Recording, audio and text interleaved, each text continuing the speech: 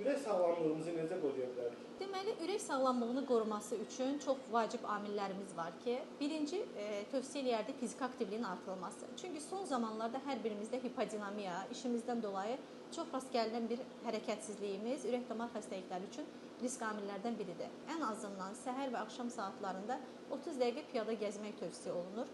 İkinci, zərərli vərdişlərdən uzaq durmaq, siqaret, spirtli içki, enerji içkiləri, bunlardan uzaq durmaq lazımdır.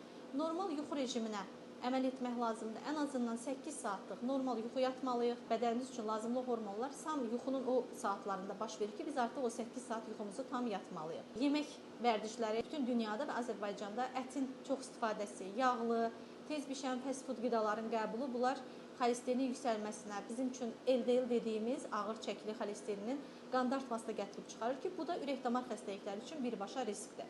Stressdən uzaq durmaq lazımdır. Yəni dediyim kimi bu amillər çox vacibdir.